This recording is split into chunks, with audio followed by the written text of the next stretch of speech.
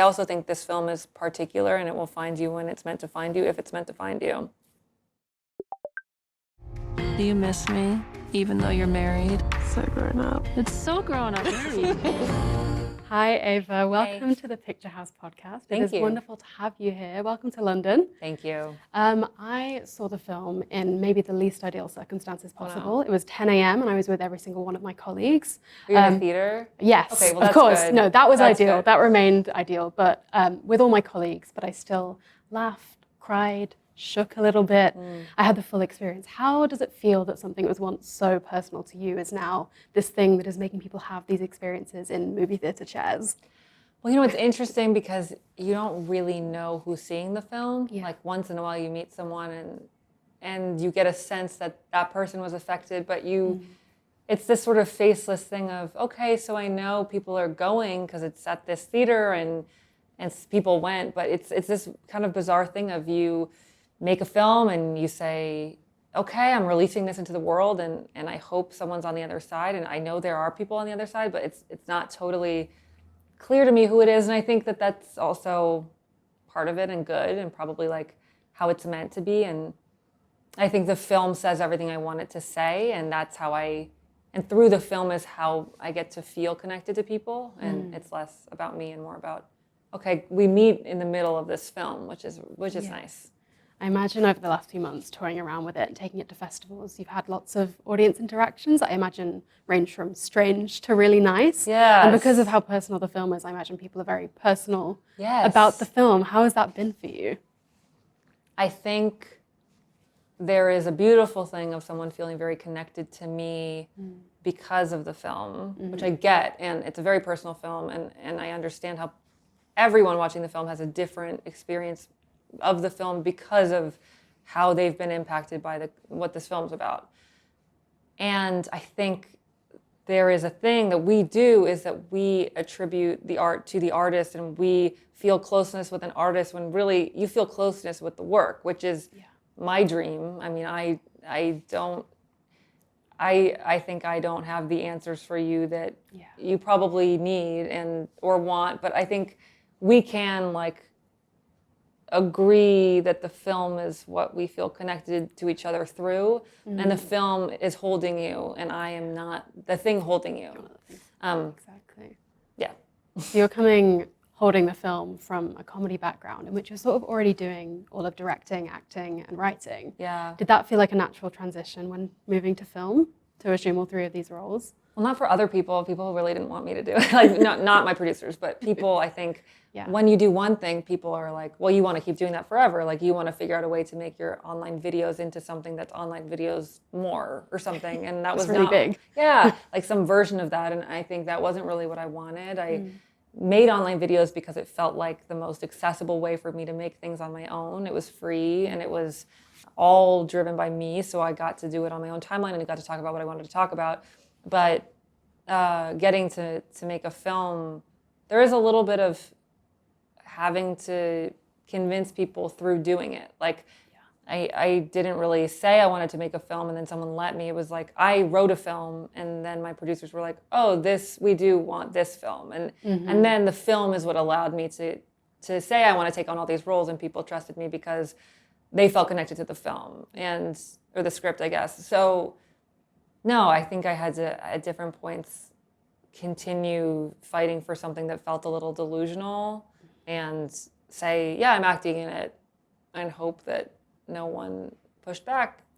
And they didn't. And what that meant was I got to make a very small film, which I'm glad I got to do, actually, because it allowed me a lot of freedom. But you know, there are sacrifices to getting what you want. What? No, I'm glad I got to do all three of the things. And you know, what it takes to be able to do three things is to have many, many people around you working and adding to their jobs too. So it was a true collaboration. And though I had those titles, like it was a group effort in every way. Mm-hmm. Was there something, whether it was a film, a person, a thing, that is sort of your North Star for each one of directing, writing, acting? Oh my God, that's a great question. No, I feel like there's this thing I felt before of like, at a time in your life you really want someone to be your mentor, Yeah. and you want them to like claim you as their mentee, and actually the secret might be you never have that, or if you're lucky you have that, but more often it's like, I'm going to make you my mentor through your work and not Yeah. through knowing you. And I think there are bits of filmmakers that have moved through me and like lodged their work has lodged inside of me in a way that like has informed everything. I don't know if there's like a one-to-one thing, but I do feel like I think it's, you know, it's more less about like a filmmaker and more about the films I've seen from those filmmakers. It's really, the film is the best instruction. Yeah. And getting to like have a film, you get to have, like, if you get to watch a film, it means you have access to every part of, not every part of the process, but so many parts of a director, or a writer, or an actor's process. Like, you can figure out a shot list from a film. Yeah. Not all the way, but you can guess at it. And there's a lot hidden in a film that informs you about how someone cares about making a film. Yeah. I read that you got to shadow Jane Schonbrun while you Yes. were making I Saw the TV Glow, which I first, did. so jealous. Yeah, The it was second good. must have been the best film school ever. It was insane. They are like the world in a person. Yeah. They are both so dark and so funny and such a genius and also so like cool. Yeah. And they really are like so open to people learning from them, which is such a gift. And there was sort of this like really close bond that I got to have with Jane and Seppi Mashiahoff, who was there too, and we got to build this sort of like filmmaker euphoric triad of joy together, and that was personally for me life-saving and life-changing, and just the lessons I got to learn through watching Jane do what they do best were like, they care so much about their film. They are seriously the advocate of their film, and they will shoot until they get what they want. And once they get what they want, they're done. And they really, I think, instilled in me an appreciation for the beauty of a shot, and that it's okay to care about something being painted the way you want it to be painted. Yeah. And they also taught me so much about the vocabulary of a film visually and how important that is. It's like that, just as, if not more important than what you're saying to people, is how you're showing them your film and how it becomes cohesive when it has one visual language it's speaking through. So, I mean, I've learned countless things and I continue to learn every day. School was like, oh, grad school was, oh. I like it here though. Are you sure? What are you up to this fine evening? I was wondering, do you have like stuff that makes a fire? Why do you need it? My friends and I were gonna make like hot dogs. Hot dog sounds good. I'm sorry, we only bought 2 hot dogs. You've teed me up really perfectly Did because I? I can't believe I've not kind of shouted the words windows and doors at you. Windows. I love those windows, I love those Thank doors. you. You have so many kind of distanced yet completely intimate shots, whether you're brushing your Thanks. teeth, having sex, experiencing the bad thing. They're all kind of at an arm's distance, but we feel so connected. Good. What attracts you to a shot like that? Because I love them so much. Yeah, I think there's like certain things that are just instinct. Yeah. And then there's some things that, like, I think most things are instinct, and then you learn why they matter later in a more heady way, or just like it's a more thinking way. But I think I've always loved a frame within a frame. Yeah. And I think it's a beautiful way to create claustrophobia, or to create like openness, is to be able to change what your frame is and how wide you're going, is like a way to just feel the whole world and to make people feel small. Like, everything's a tool to get to show the person in the world in the way you want to show them. And the image in the film that I had from the beginning is like, it's this person standing at a window, desperately wanting to enter the world they see outside, but deeply afraid to do that, and wanting to stay inside as well. So that kind of feeling of looking out a window and that meaning two things was an image that was in my head from the writing of the film. And then we got to shoot in this beautiful house that allowed me to play with like what the structure of that house already looked like. And you know, I look at films like Certain Women by Kelly Reichardt, or like Very dear to my heart. yes, or Manchester by the Sea by Kenneth Lonergan, and like there's so much interiority in a wide, and there's so much simplicity in not going close until you're forced to. Yeah. And I think I've always been really drawn to like what is the simplest way I can shoot this. Yeah, totally. I would kind of be remiss to not talk about your incredible cast. You've got Naomi Ackie, you've got Hedges, you've got John Carroll Lynch. Insane. Amazing. These characters, you know, were once your words on a page, and I imagine seeing these incredible people bring them to life was sort of like witnessing Dream a miracle come of true. life. It's insane. You were giving birth to these, and kind of watching these people also give birth to these fully formed to you Yeah, and no, these that's fully true. formed characters. How was it to kind of witness them do the work that they did? It was a complete dream come true. Yeah. I mean, I don't think I'll ever get over the feeling as a writer to have someone say your words who's not you. And it's just like, so you think I just made that up. Like I wrote that down and now you're saying it and you care so much about saying it. And it's just very affirming. And also it was so special to get to hand off characters, like to get to be like, oh my God, thank God Naomi is here. Like take this and run with it and say whatever you want to say. And make her feel how you need her to feel. And that was such a joy. And I mean, Naomi, it was so easy with her. And I remember after I heard her read, I went back and did like a Naomi pass where she said like babe all the time, because I loved when she called me babe, and I just loved her accent. And then with Lucas, like he was very passionate about word perfect, and he loved how it was on the page. So getting to see that kind of interaction with the script was also so like heavenly. So I was like, wow, like that is really where that should be. You know, it's just a really validating thing. And then we got to do a little bit of like improvisation, and he just was so in that. The amazing thing is like you write a character as sort of an offering to a person, and then that person takes it and it becomes their whole thing. And it's such a relief to get to ask someone to be the expert of a character. So yeah, no, I mean, it's truly, it's a dream come true. Yeah, I can imagine.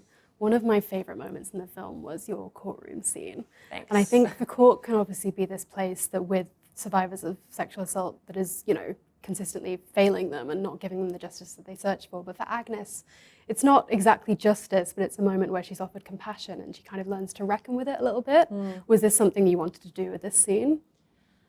I kind of had like a dark dream that you see the beginning of the chapter start in a jury, in like a courthouse, and you're like, damn it, this film fell into a trap of becoming dramatic. And then it's like, no, they're just a jury duty. And that I liked, and that Agnes is like this anonymous person who's been forced out of the house, but it's this very private, scary experience for her that only we and she know about. So that I liked that sort of like, we are bonded with Agnes because we know a secret that no one else does in the room. And the jury scene took a lot of calibrating. Like I think it was written I wrote it as a bit of an interlude to the film. Like I wanted it to feel like this comedic sort of relief. And then when I got to shooting it, I remember feeling Agnes inside me being quite panicked and being not so happy being in that room. And I was like, okay, we need to listen to this. Like this is actually a moment. And I didn't expect this to be an emotional moment for this character, but it is. And then in the edit, it became about really refining that to make it as pure as possible and like a real shot towards the fear of having to say what happened to you and finding words for it before you're ready. And yeah, it was a way to kind of force a character into a situation that's their worst nightmare, but in a very mundane way. Yeah, I'm really glad you mentioned that sort of, you know, trying to find the equipment to talk about something that you don't feel like you're ready to talk about, but you're feeling it so much. I think I've had a bit of fatigue with films about sexual assault that sort of kind of hit you over the head with it and don't respect the emotional intelligence that the audience has. And I think Sorry Baby really does, you know, it's the antidote to that. It's speaking to, you know, the way you'd experience these feelings in real time. Was that something you were kind of conscious of preserving? Yeah, I think the way I think about language in the film was first, like the whole film was made with the intention of trying to hold the audience instead of shocking them. And so every choice was made to hopefully keep them in their bodies while watching the film, and so a lot of how the language the film uses to talk about the bad thing, is what it's called in the film, is to protect someone from hearing a word that means something to them or that is scary to them.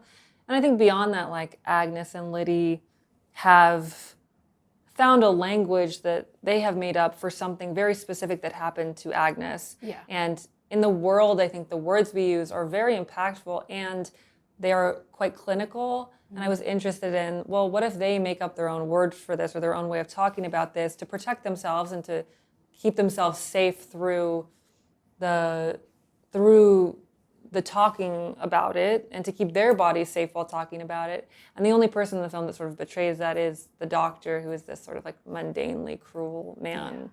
But it's been interesting because sometimes people ask me about it and they're like, it sounds like there have been like a few like male journalists, all love, but they've been like, it sounds like they're not ready to talk about what actually happened to them. And I'm like, well, that's actually like a really different version of it. But to me, I think it's actually, they've found a way to talk about it that is safe. It means something in the context of that relationship, Totally. which is really special. Something pretty bad happened to me. Did it just happen? No. It was a little over 3 years ago. Well, that's not that much time. I know this is hard to talk about. Doesn't feel that you know that. We know what you're going through. We are women. What?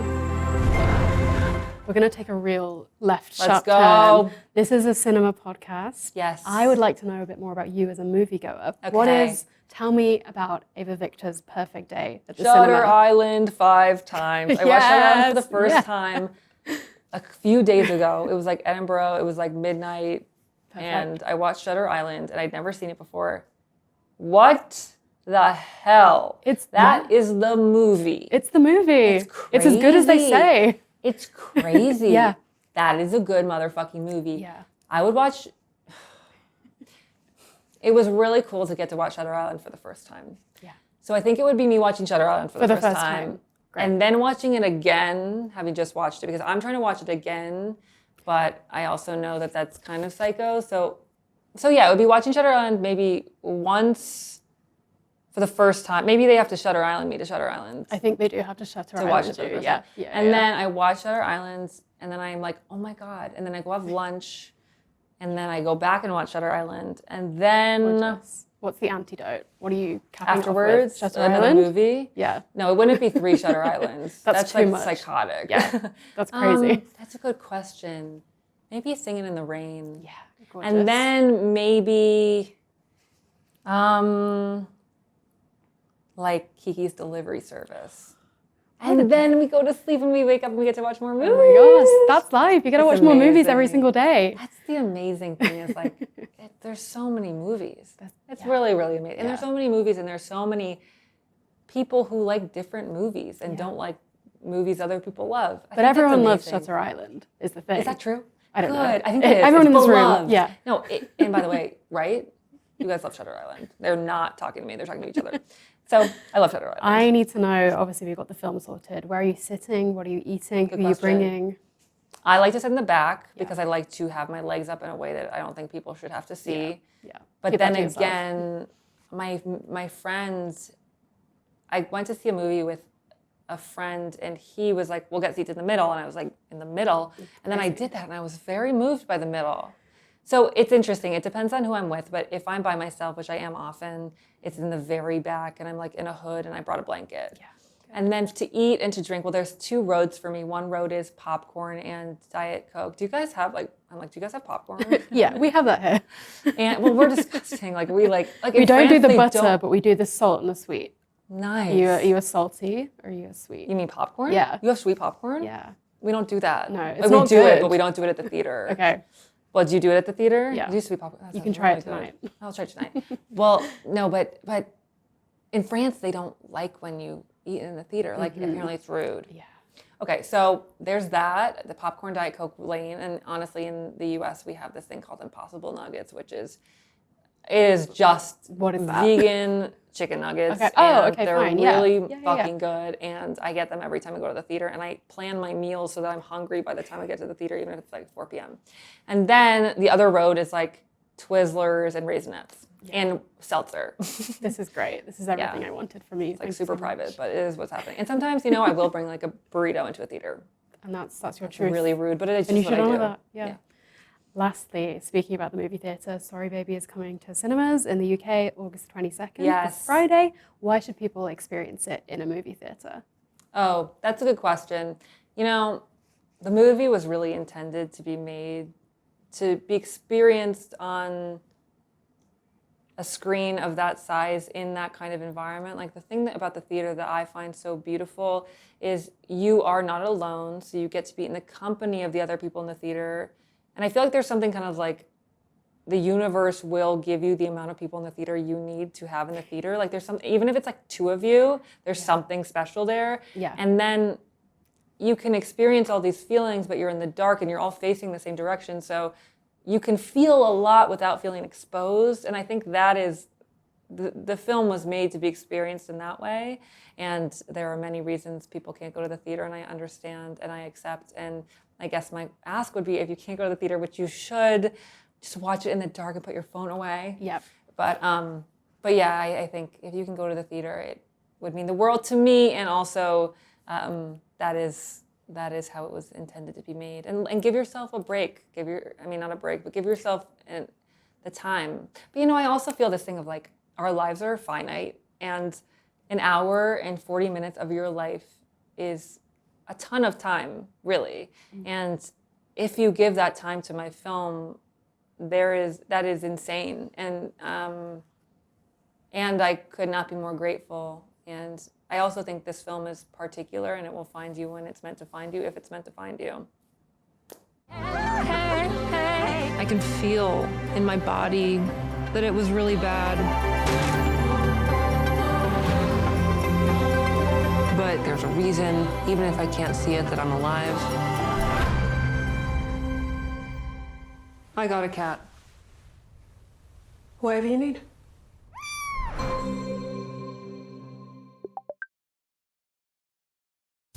Thank you for watching Picture House Cinema's unique video content. Hit the subscribe button to be kept up to date with our movie news, cast and crew interviews, highlights, trailers, and lots more.